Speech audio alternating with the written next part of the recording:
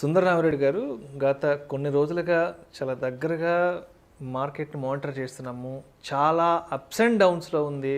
మరి ఎటువంటి టైంలో వెల్త్ని క్రియేట్ చేయడం అనేది సాధ్యపడుతుందంటారు అసలు? డెఫినెట్గా అండి. ఒకటి ఒక చార్టిస్ట్గా హిస్టారికల్ డేటా మీద మనకి గ్రిప్ ఉండాలి. ఏదన్నా మీరు చార్ట్ చూసారనుకోండి, నిఫ్టీ ఎవ్రీ 3 yearsకి ఒకసారి ఖచ్చితంగా అది ఆల్ టైమ్ హై జరుగుతుంది. గత 20 years హిస్టరీ అది. ఓకే, సో స్టాక్ మార్కెట్ ఇప్పుడు కొత్త ఏం కాదు. లిటరల్లీ ఇండియాలో 150 years ఉంటుంది ఆల్రెడీ. దాని హిస్టారికల్ డేటా చెక్ చేసుకుంటే అప్ అండ్ డౌన్ అనేది ఇట్స్ నార్మల్ థింగ్. అది హ్యూమన్ బీయింగ్స్లో ఉన్న గుడ్ క్వాలిటీ ఏంటంటే ఫ్లెక్సిబిలిటీ ఉంటుంది. ఏదన్నా త్వరగా సెట్ అవుతాడు దానికి. కొత్త ప్లేస్కి వెళ్ళినా కొత్త లాంగ్వేజ్ నేర్చుకోవడం కానీ, కొత్త విషయాలు నేర్చుకోవడం, కొత్త లైఫ్ స్టైల్ కలవడం పట్టడం చాలా ఈజీ నేర్చుకుంటాడు. అది హ్యూమన్లో ఉన్న గుడ్నెస్. బ్యాడ్ థింగ్ ఏంటంటే ప్రతిదీ టెంపరీగానే చూస్తాడు. ప్రతిదీ టెంపరీగానే చూస్తాడు.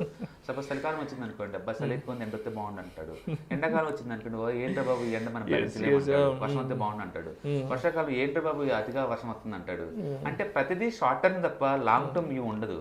అందుకని మార్కెట్ పడుతుంది అనుకోండి, ఇక్కడ ఇంకెక్కడ జీరో అయిపోద్ది మార్కెట్ అన్నట్టు భయపడుతుంటాడు. మార్కెట్ పెరుగుతుంది అనుకోండి, ఇంకెక్కడ మిస్ అవుతుందని చేంజ్ చేస్తూ ఉంటారు. ఇవన్నీ టెంపరీగా ఉన్నాయి ఎమోషనల్స్. ఇవి ఎమోషనల్స్, గ్రీడీ, హోప్, ఇవన్నీ ఎమోషనల్ ఫీలింగ్స్ అయ్యి అవి స్ట్రాటజీస్ కానే కాదు.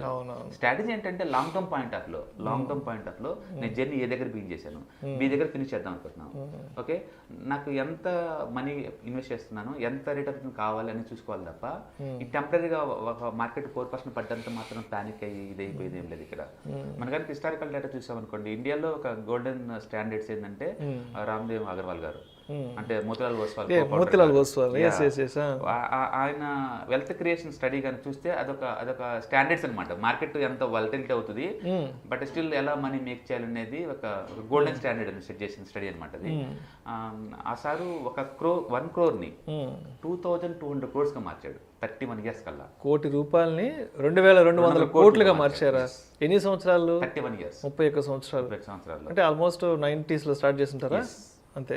అప్పుడు కనుక చూస్తే పెట్టిన 1 year లో 1 crore స్టార్ట్ చేశాడు. విత్ ఇన్ ద 2 years గా 30 crore వచ్చింది. మనం అనుకుంటాం చాలా లక్కీగా పెట్టిన 1 crore 30 కోట్లుగా మారడం అనేది అద్భుతమైన విషయం. చాలా లక్తో వచ్చాడు, అందుకే ఇంత అమౌంట్ వచ్చింది కదా అనుకుంటాం కదా. నెక్స్ట్ ఆ టైంలో అశ్వత్ మోహతా గోల్డెన్ ఎరా నడుస్తుంది. మార్కెట్ రోజు అప్పుడు ఫుల్ బుల్ మార్కెట్ అనమాట ఆ టైంలో. నెక్స్ట్ ఆ బబుల్ కత్త బ్లాస్ట్ అయింది. ఆ టైంలో మార్కెట్ పట్టడం స్టార్ట్ అయింది. 30 crore కత్త 10 crore గా మారిపోయింది. 30 crore కత్త 10 crore. ఓకే, సో అంటే దాని మీనింగ్ ఏంటంటే ఇక్కడ లక్ అనేది పనిచేయదు, టెంపరీ. అది hard work, market risk management, ఇవన్నీ తప్పదే, అది ఇదే కాదు. బట్ దాంతో అతను డిసప్పాయింట్ అయింది లేదు, మళ్ళీ పెడుతూనే ఉన్నాడు. హిస్టారికల్ డేటా కానీ చూసుకుంటే ఆయన లిటరల్లీ 3-4 times పోర్ట్ఫోలియో -70కి వెళ్ళిపోయింది. -70కి వెళ్ళిపోయింది. మీరు కనుక హిస్టరీ చూసారనుకోండి, 30 crore కత్త 10 crore గా మారింది 92లో. తర్వాత 10 crore మళ్ళీ 100 crore గా మారింది 2000లో. అంటే 10 times వచ్చేసింది మళ్ళీ. మళ్ళీ తర్వాత 30 crore మళ్ళీ అది 100 crores 30 crores వచ్చింది 2000.com బబుల్ అప్పుడు. మళ్ళీ తర్వాత 30 crore కత్త మళ్ళీ 550 crore వెళ్ళింది 2007లో ర్యాలీలో. ఈ మళ్ళీ రెసిషన్ టైం 7-8 ముందు 550 crore. మళ్ళీ రిసిషన్, అమెరికన్ రిసిషన్ 2008లో స్టార్ట్ అయింది కదా. ఆ టైం మళ్ళీ 550 crore కత్త 250 crore అయిపోయింది. మళ్ళీ 50% డ్రాప్ అయింది. మళ్ళీ 250 crore కత్త 18,050 crore గా మారింది 2020 కల్లా. ఓకే, మళ్ళీ 1850 crore కత్త కరోనా టైంలో మళ్ళీ డ్రాప్ అయింది. మళ్ళీ డ్రాప్ అయ్యి 1550కి వెళ్ళిపోయింది. మళ్ళీ 1150 crore కత్త కరెంట్ 2200 crore గా మారింది. అంటే దీన్ని బట్టి ఏమర్థం చేసుకోవాలంటే అదే మార్కెట్లో కొన్ని రోజులు గోల్డెన్ డేస్, నువ్వు ఏది పట్టినా అది హిట్ అవుతుంది. కొన్ని రోజులు ఐరన్ రాడ్లు, నీకు ఏం రాకపోగా ఉన్నదే మైనస్ అవుద్ది.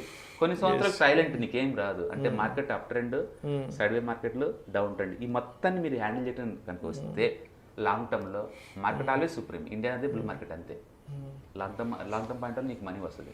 అంటే ఇప్పుడు మీరు చెప్తున్న దాని ప్రకారం మార్కెట్స్లో ఈ అప్స్ అండ్ డౌన్స్ చూసి, తర్వాత కరెక్షన్స్ చూసి ఎగ్జిట్ కాకుండా స్టేబుల్గా నిలబడగలిగితే లాంగ్ టర్మ్లో మంచి రిటర్న్స్ తీసుకునే అవకాశం ఉందంటారు. ఇప్పుడు చూడండి, ఐటీ ఇండస్ట్రీలో ఏ స్టాక్ డిస్కౌంట్లో చెప్పండి, 5% డిస్కౌంట్ ఆల్ టైమ్ హైలో ఉన్నాయి. టెక్స్టైల్స్ లో ఏ కంపెనీ డిస్కౌంట్ అని చెప్పండి, 10% డిస్కౌంట్. ఎంత వాలటిలిటీ మార్కెట్ కదా, టెక్స్టైల్స్ లో ఏది 10% డిస్కౌంట్ లేదు. కొన్ని మ్యూచువల్ ఫండ్స్ 10% డిస్కౌంట్ వచ్చిన మ్యూచువల్ ఫండ్ పేరు చెప్పండి, ఒక మ్యూచువల్ ఫండ్ కూడా లేదు. దాని మీనింగ్ ఏంటంటే 10% కూడా పడలేదు మార్కెట్లో. కాబట్టి ఇండివిజువల్ స్టాక్స్ వాలటిలిటీ ఎక్కువ పడిన మాట నిజం.